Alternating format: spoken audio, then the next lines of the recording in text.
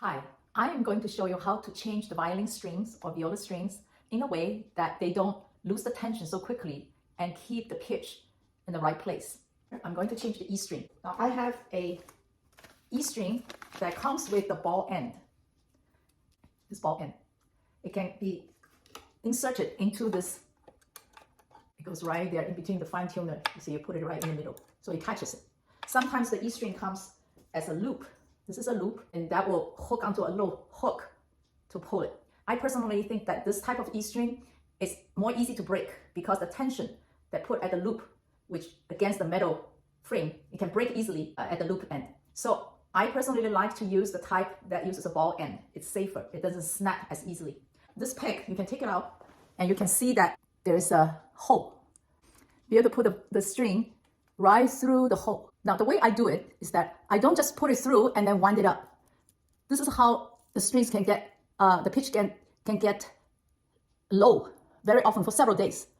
What I do is when I push it through the loop, I leave an extra slack at the end. This extra slack, I wind it over it 2 times.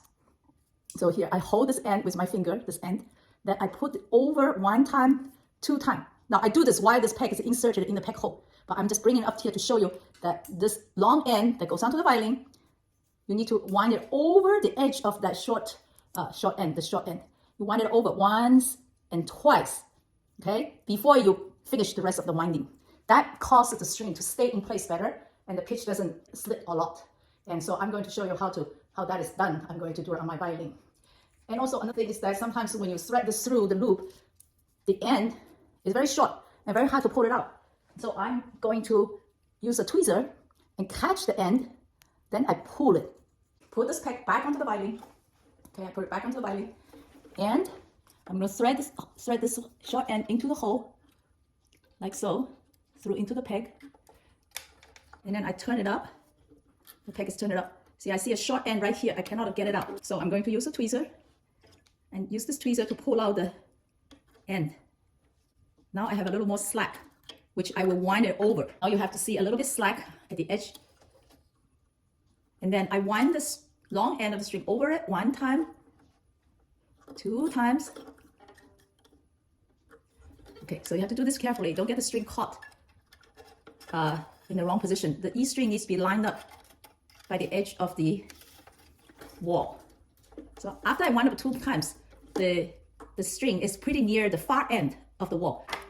I need to bring it back to near the right side of the wall. So you can see it looks a little bit messy inside, but that's okay. It's holding down the string much tighter. So after I wind up quite a lot, then I only put this ball end into the fine tuner right here. Okay, I got it. Now I tighten it, I hold it tight, and then while I turn the peg up. Now the E string often comes with a little tube like this. This is to put on the top of the bridge so that this tube prevent the string from cutting into the bridge a lot. So if your bridge doesn't have a protector, I would advise you put the tube right over the bridge. However, if your bridge comes with a protector, a piece of small plastic kind of thing over the bridge so that it prevents the string from cutting down too much, then I don't have to use it. The disadvantage of having this little tube, plastic tube over the bridge is that it cuts down the vibration of the tone. But on the other hand, you might want to protect the bridge by put it over the bridge so it doesn't cut all the way in. Over time, the string will cut deeper into the bridge, which changes the distance between the string and the fingerboard. Now that will be a separate problem. So now when I turn E string, I turn my violin away from my body. I turn little by little. I plug the string with my right finger. The left finger go little by little to turn it up. And I tune to the 5th, right? This is la mi. So this is a little bit low. By the way, it's always good to loosen up the fine tuner to all the way loose. Then you turn it forward like clockwise a little bit, so it's not overly tight. Then you turn the violin back and tune again. That is how you get the E string set up in such a way so it's holding down it tight and that it doesn't slip easily. Now, if you change A string, D string, G string, what you do is that because E string is a metal string, you cannot stretch it. If you stretch it, you'll break. But if you change let's say a D string, right? Pretending I change a D string. This is right now it's flat, right? What I do is I tighten it. I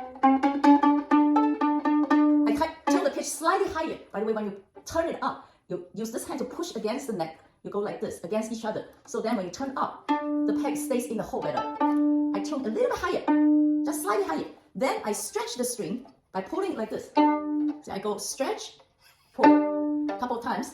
Now the string is stretched. That's better, right? I can also stretch it like just pulling it thumb. Use thumb to pull it like that. So that way, this is another method to cause the new string to hold the pitch. That's how you keep the string tuned better. Here is a fine adjustment. You can press the finger at the top above the fingerboard. You press it down a little bit here. It makes a little higher pitch, slightly higher. So when you pull it, it makes pitch lower. Thank you for watching. I hope this method of changing the strings will help your strings to stay in tune.